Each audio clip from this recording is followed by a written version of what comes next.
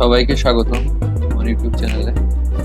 আজকে যেটা এখন আলোচনা করতে যাচ্ছি সেটা হচ্ছে সুরক্ষা অ্যাপে কিভাবে আইডি অর্থাৎ যে ভ্যাকসিন কার্ডটা ডাউনলোড করতে হবে সেটা সম্পর্কে। তো এক্ষেত্রে প্রথমে আমরা সুরক্ষা অ্যাপ গুগলে সার্চ দিব। তো দেওয়ার পরে এখানে যথারীতি সুরক্ষা কোভিড ভ্যাকসিনে যাব। যাওয়ার পরে এখানে হচ্ছে কার্ড, এটা বাংলাতেও দিলে টিকা কার্ড আসবে, ইংরেজিতে দিলে কার্ডে ক্লিক করলে এখানে বাংলাতে click করলে টিকা কার্ড ডাউনলোড পাসপোর্টধারী বাংলাদেশি এবং বিদেশি নাগরিক এটাতে আসবে। তো এটাতে যখন আসবে তো এখানে তো প্রথমে নর্মালি এটা দিলে যারা জাতীয় পরিচয়পত্র দিয়ে নিবন্ধন করেছে তাদেরটা আসবে। আর যদি পাসপোর্টধারী বা ইয়ে হয় সেখানে আসতে গেলে অবশ্যই এখানে ক্লিক করতে হবে।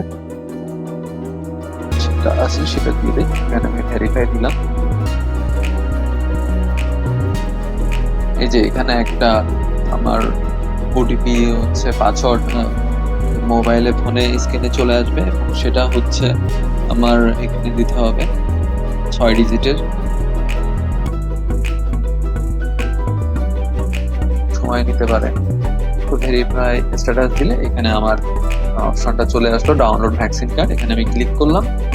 ক্লিক করলে এটা আমার এখানে ডাউনলোড হয়ে যাবে। তো তখন এটা আমরা প্রিন্ট আউট করলে আমরা এটা হচ্ছে ইয়ে করতে পারবো, পরবর্তী প্রিন্ট আউট করে এটা নিয়ে যেতে হবে আর কি সাথে। তো এই ছিল আজকের এই ভিডিওতে।